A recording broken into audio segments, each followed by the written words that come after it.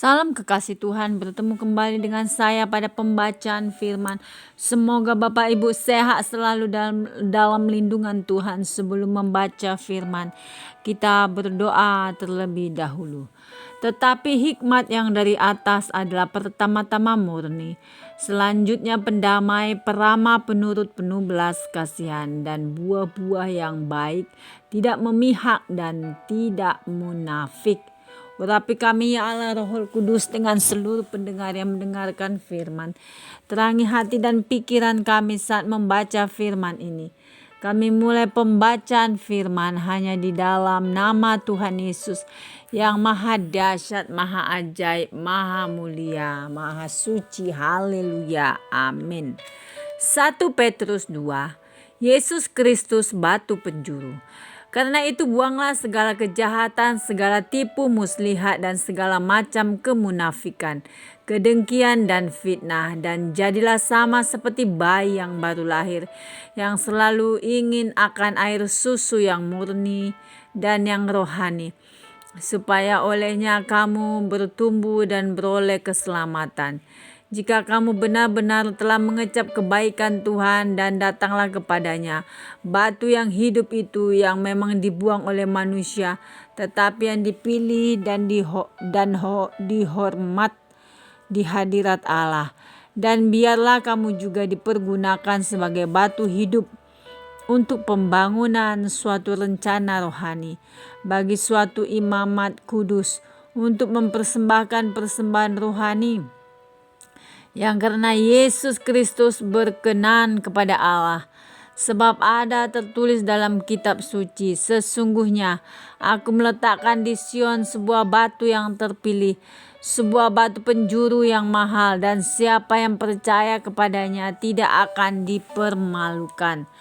Karena itu bagi kamu yang percaya ia mahal, tetapi bagi mereka yang tidak percaya, batu yang telah dibuang oleh tukang-tukang bangunan telah menjadi batu penjuru, juga telah menjadi batu sentuhan dan suatu batu sandungan. Mereka tersandung padanya karena mereka tidak taat kepada firman Allah, dan untuk itu mereka juga telah disediakan. Tetapi kamulah bangsa yang terpilih, imamat yang rajani, bangsa yang kudus, umat kepunyaan Allah sendiri, supaya kamu memberitakan perbuatan-perbuatan yang besar dari Dia yang telah memanggil kamu keluar dari kegelapan kepada terangnya yang ajaib. Kamu yang dahulu bukan umat Allah, tetapi yang sekarang telah menjadi umat-Nya, yang dahulu tidak dikasihani, tetapi yang sekarang telah beroleh belas kasihan. Peringatan untuk hidup sebagai hamba Allah. Saudara-saudaraku yang kekasih, aku menasihati kamu supaya sebagai pendatang dan perantau kamu menjauhkan diri dari keinginan-keinginan daging yang berjuang melawan jiwa. Milikilah cara hidup yang baik di tengah-tengah bangsa-bangsa, bukan Yahudi, supaya apabila mereka memfitnah kamu sebagai orang durjana, mereka dapat melihatnya dari perbuatan-perbuatanmu yang baik dan memuliakan Allah pada hari Ia melawat mereka. Tunduklah karena Allah kepada semua lembaga manusia, baik kepada raja sebagai pemegang kekuasaan yang tertinggi, maupun kepada wali-wali yang diutusnya untuk menghukum orang-orang yang berbuat jahat dan menghormati orang-orang yang berbuat baik. Sebab inilah kehendak Allah, yaitu supaya dengan berbuat baik kamu membungkamkan kepicikan orang-orang yang bodoh. Hiduplah sebagai orang merdeka dan bukan seperti mereka yang menyalahgunakan kemerdekaan itu untuk menyelubungi kejahatan-kejahatan mereka. Tetapi hiduplah sebagai hamba Allah. Hormatilah semua orang, kasihilah saudara-saudaramu, takutlah akan Allah, hormatilah raja. Penderitaan Kristus sebagai teladan. Hai kamu hamba-hamba, tunduklah dengan penuh ketakutan kepada Tuhanmu, bukan saja kepada yang baik dan peramah, tetapi juga kepada yang bengis.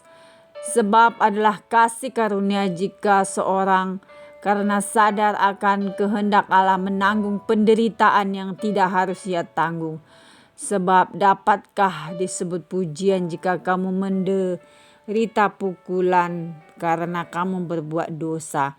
Tetapi jika kamu berbuat baik dan karena itu kamu harus menderita, maka itu adalah kasih karunia pada Allah. Sebab untuk itulah kamu dipanggil, karena Kristus pun telah menderita untuk kamu dan telah meninggalkan teladan bagimu supaya kamu mengikuti jejaknya. Ia tidak berbuat dosa dan tipu tidak akan ada dalam mulutnya. Ketika ia dicaci maki, ia tidak membalas dengan mencaci maki. Ketika ia menderita, ia tidak mengancam, tetapi ia menyerahkannya kepada Dia yang menghakimi dengan adil. Ia sendiri telah memikul dosa kita di dalam tubuhnya di kayu salib, supaya kita yang telah mati terhadap dosa hidup untuk kebenaran. Oleh bilur-bilurnya kamu telah sembuh. Sebab dahulu kamu sesat seperti domba, tetapi sekarang kamu telah kembali kepada gembala dan pemelihara jiwamu. Amin. Terima kasih ya Bapa yang maha dahsyat, maha ajaib. Kami sudah mendengarkan dan memperdengarkan firman hari ini. Berkati para pendengar channel YouTube ini. Berikan kesehatan, rezeki, kekuatan iman yang baru dalam menjalani kehidupan hari ini. Kuasa darah Yesus membungkus kami untuk terus maju membaca, merenungkan, serta melakukan firman-Mu. Roh Kudus, Roh Allah yang manis lembut, jamah setiap hati kami yang keras Tuhan.